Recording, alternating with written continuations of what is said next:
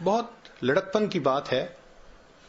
ہمیں ایک مرتبہ ایک ولیمہ کی دعوت میں شریک ہونے کا موقع ملا. بڑا شہر تھا, وہ کسی بڑے ہوٹل میں لے گئے, تو مجھے بھی اپنے بڑے بھائی جان کے ساتھ جانے کا موقع مل گیا.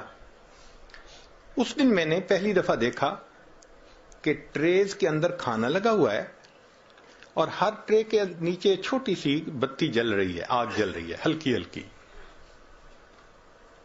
تو میرے لیے عجیب سی بات تھی, ہم نے پہلے یہ سلسلہ نہیں دیکھا تھا گھروں میں. تو جو سرو کر رہا تھا میں نے اس سے یہ کوشچن پوچھا کہ انکل یہ آپ نے ہر ٹرے کے نیچے آگ کیوں جلائی ہوئی ہے؟ اس نے کہا بھائی کھانا کھانے میں 1-2 گھنٹے لگ سکتے ہیں مجمع کو, تو ہم نے آگ جلائی ہوئی ہے تاکہ اتنی دیر یہ کھانا مستقل گرم رہے, وارم رہے.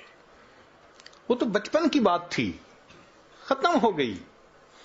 آج جب یہ عاجز گناہ کے بارے میں سوچتا ہے نا, تو بالکل وہی مثال سامنے آتا ہے کہ جو انسان گناہ کرتا ہے اللہ تعالیٰ اس کی زندگی میں ایک آگ, ایک بتی جلا دیتے ہیں. وہ وارم ہی رہتا ہے بیچارہ, کبھی ادھر سے ٹینشن, کبھی ادھر سے پریشانی, کبھی ادھر کی پریشانی. اللہ تعالیٰ بھی اس کو سکون نہیں لینے دیتے.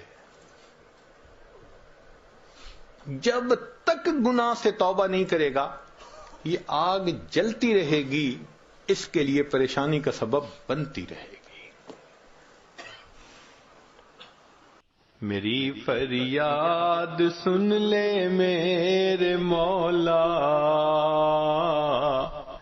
بنا لے اپنا بندہ دل بدل دے.